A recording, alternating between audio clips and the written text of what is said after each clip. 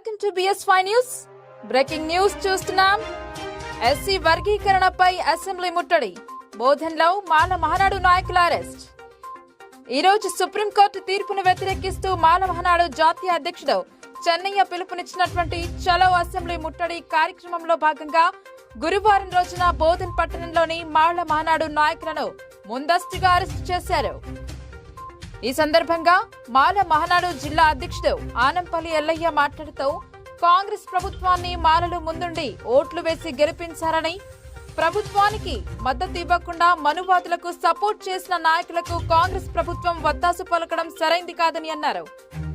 SC వర్గీకరణ రాజ్యాంగబద్ధంగా జరిగేంత వరకు తమ పోరాటం కొనసాగిస్తామని తెలిపారు. రాష్ట్రంలో దళితుల జనాభా దామాషా ప్రకారం రిజర్వేషన్ల శాతం పెంచేందుకు కృషి చేయాలని అన్నారు.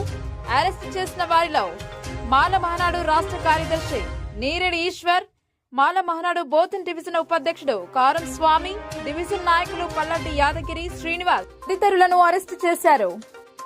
ఈరోజు ముందస్తుగా రాష్ట్ర మాల మహానాడు ఆధ్వర్యంలో జాతీయ అధ్యక్షులు చెన్నయ్య గారి పిలుపు మేరకు అసెంబ్లీ ముట్టడి కార్యక్రమాన్ని ఈరోజు ఏర్పాటు చేయడం జరిగింది. అందులో అది సిటీ ప్రాంతంలోనే జరుగుతున్న ఏదైతే జిల్లాల వారీగా ఈరోజు ఉదయం 4 గంటల నుంచి మరి పోలీసు వాళ్ళు ఇళ్లలో నుంచి తీసుకొచ్చి మమ్మల్ని పోలీస్ స్టేషన్లో పెట్టి అరెస్టు చేయడం జరిగింది.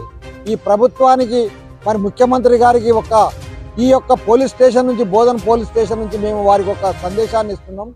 ఏదైతే కాంగ్రెస్ పార్టీ ఈరోజు అధికారంలో ఉందో మాలలే దానికి సంపూర్ణ మద్దతు ప్రకటించి ఈరోజు కాంగ్రెస్ పార్టీ అధికారం